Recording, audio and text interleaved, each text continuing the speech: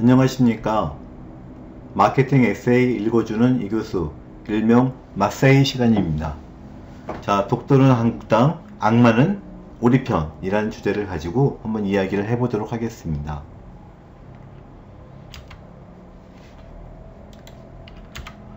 과거에 제가 국내 한 이동통신사에서 마케팅 업무를 할 때였어요. 당연한 일이지만 우리 팀과 기업에 있는 모든 직원들은 자기 회사의 이동통신 서비스만을 이용하고 있었습니다. 경쟁사가 어떤 서비스를 제공하는지, 가격이나 고객이나 마케팅을 어떻게 하고 있는지 전혀 경험할 수 없었고요. 시장조사를 통해서 자료를 받거나 보고서를 받거나 신문 보도 등을 통해서 그냥 간접적으로 경쟁사 정보를 얻어가지고 대응하고 있었습니다. 이후 제가 IT 제조기업으로 직장을 옮겨서 근무할 때가 있었는데요. 이때도 유사한 경험을 했습니다. 동료 직원이 결혼을 해서 집들이를 할 때였어요. 그래서 부장과 상무님, 동료 직원들을 초대를 했는데 우리가 가서 보니까 사람들이 재밌더라고요. 식탁 앞에 맛있는 음식이 차려 있는데 음식을 보기 전에 먼저 벽에는 TV가 어느 회사께 걸려있나, 냉장고나 세탁기는 어느 회사 제품인지 훑어보느라고 정신이 없더라고요. 봤더니 당연히 다 우리 회사 제품이었죠. 그래서 모두 우리 회사 제품임을 확인한 이후에 그때서야 역시 자네는 훌륭한 직원이네 라는 칭찬이 여기저기 쏟아졌고요. 물론 경쟁사 제품은 단 하나도 없었고요. 이 전자회사도 마찬가지인데 경쟁사에 대한 정보는 보고서나 인터넷 검색을 통해서 아주 간접적으로만 알 수 있었고요. 전혀 저희가 경쟁사 제품을 써보거나 경험할 기회는, 특히 생활 속에서 경험할 기회는 거의 없었죠. 우리는 우리 제품만 쓴다. 이게 정말 맞는 답이었을까요? 자, Devil's Advocate, 번역하면 악마의 대변인이란 제도가 있는데요. 악마의 대변인은 다수의 의견에 대해서 의도적으로 잘못된 점을 찾고 비판을 제기하는 그런 역할을 맡은 사람을 이야기합니다.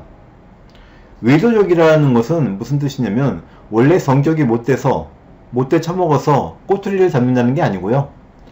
주어진 역할이 그런 거예요. 그래서 주어진 역할에 따라서 계획적으로 반대를 위한 반대를 했다는 것이죠. 자, 악마의 대변인 제도는 꽤 역사가 긴데요.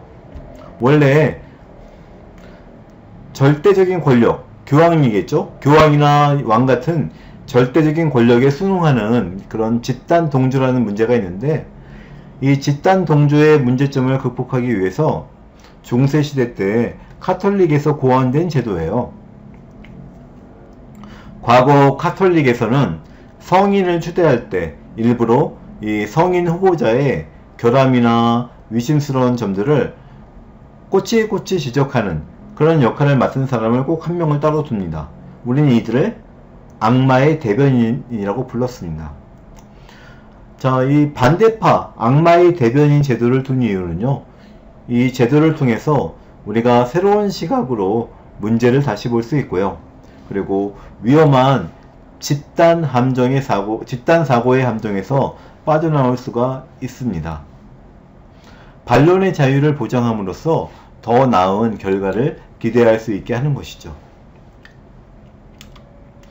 특히 다수 전문가의 참여와 의견 제시를 통하여 더 나은 결과를 기대하는 토의 시스템이 제대로 작동하지 않았을 때 악마의 대변인이 정말로 필요합니다. 전문가 집단이 모이면 보통 원활한 토의나 다각적인 분석이 일어날 것이다 라고 기대하지만 현실은 그렇지 못한 경우가 많이 있습니다. 바로 집단 사고라는 그런 위험한 현상이 발생되기 때문이죠.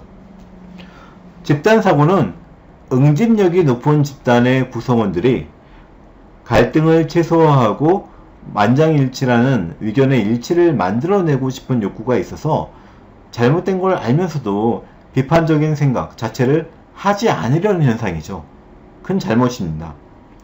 예를 들면 서로 굳이 의견을 나누지 않아도 이심전심으로 마음이 통한다는 이런 위험한 생각, 그리고 조직 내 다수가 찬성하는데 내가 반대를 왜 하지? 틀릴 이유가 없다. 반대가 옳지 않다는 잘못된 생각, 이런 것들이 모여가지고 큰 위험을 만드는 게 집단사고예요. 집단사고에 한번 빠진 조직에서는 결코 틀린 일에도 반대 의견을 내지 않습니다. 실제로 항공기의 사고를 조사해보면 부조종사보다는 권위가 훨씬 더 높은 주조종사가 운항한 경우에 사고율이 더 높다고 합니다. 더 연륜도 많고 조종 경력도 많지만 조종사가 더 사고가 많아요. 부조종사보다. 그 이유는 부조종사가 조종사의 권위에 복종해서 잘못된 일, 방향을 잘못 잡거나 조정을 잘못해도 결코 반대 의견을 내지 않기 때문이죠.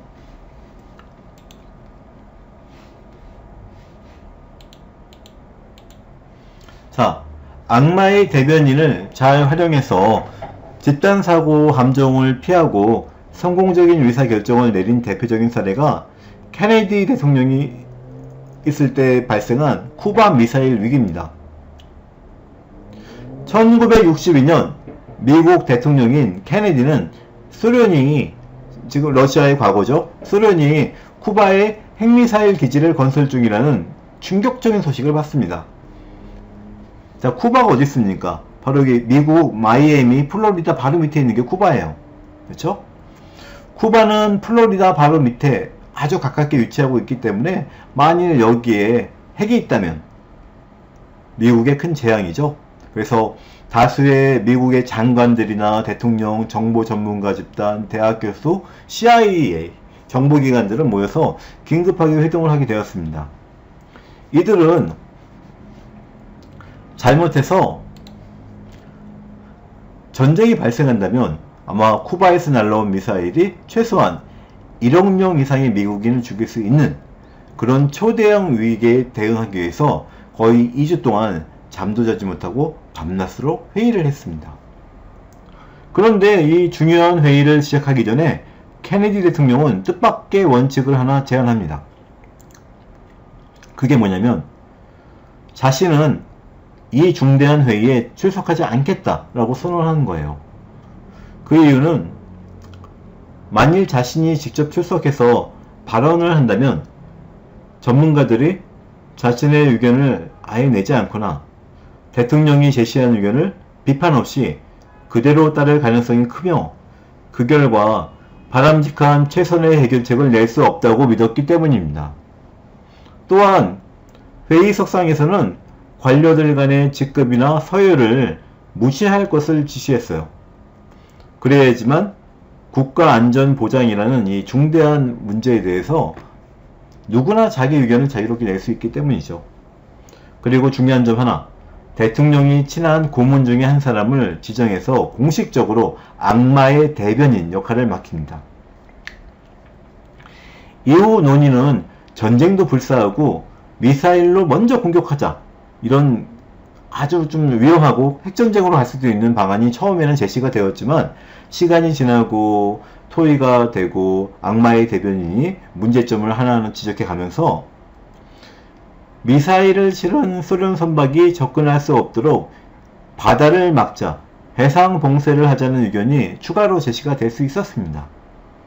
특히 국방부 장관이나 군부들은 선제 공격을 강력하게 주장했지만 팽팽하게 토의가 계속될 수 있었고요. 최종적으로는 보다 안전하게 국가와 국민의 안전을 고려하는 해상 봉쇄 작전이 선택되었습니다. 만일 이때 집단사고의 그 함정에 빠져서 다수의 선제 공격파 의견이 큰 비판 없이 수용되었다면 어떤 일이 일어났을까요?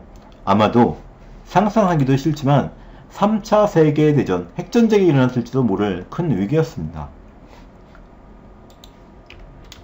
자, 우수한 엘리트 전문가들이 모여있는 대기업에서도 터무니없는 불상사가 발생하는 일들은 자주 있습니다.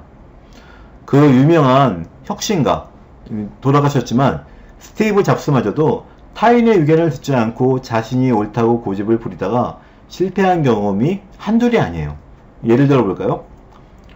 자, 애플2 컴퓨터로 성공을 거두었던 스티브 잡스는 성공의 여세를 몰아가기 위해서 1983년 아주 혁신적인 개인용 컴퓨터 리사라는 컴퓨터를 개발합니다.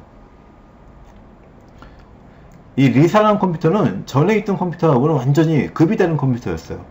컴퓨팅 성능도 아주 뛰어났고요. 그리고 우리가 지금 윈도우에서 흔히 보는 그래픽 유저 인터페이스 기반의 운영체제를 처음으로 도입을 했습니다. 그런데 문제는 처음에는 제품을 개발하면서 한 2,000달러 정도의 판매가를 생각했는데 막 기능이 올라가고 성능이 올라가면서 판매 가격이 9,995달러, 거의 5배 가량 증가해 버렸어요.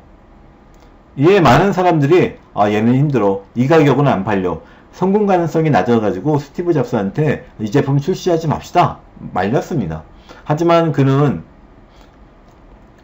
악마의 대변인이 없었죠. 결국 자기 하고 싶은 대로 다 했어요. 그리고 결국 이 제품을 출시하게 돼서 리사는 마케팅 역사에 몇 안 되는 아주 처참한 실패를 하게 됩니다. 스티브 잡스는 이후 아주 큰 타격을 회사에서 받았고요. 오랫동안 자신이 사랑하던 애플 컴퓨터에서 쫓겨나게 되는 그런 계기가 되었죠. 이 사례는 기업이 중대한 의사결정에 기로에 서게 되었을 때 목소리가 크거나 권한이 높은 몇몇 사람의 의견을 추종하기보다는 악마의 대변인같이 반대를 할 수 있는 사람, 다른 측면에서 문제를 들여다볼 수 있는 사람을 두는 것이 얼마나 중요한지 보여주고 있습니다. 자, 오늘의 마세이 퀴즈입니다. 문제. 집단사고를 방지하기 위하여 다수의 의견에 대해서 의도적으로 잘못된 점을 찾고 비판을 제기하는 그런 역할을 맡은 사람을 우리가 무엇이라고 부릅니까? 자, 그 사람은 바로 악마의 대변인이었습니다. 자, 오늘 마케팅 에세이 시간은 이상으로 모두 마치도록 하겠습니다. 수고하셨습니다.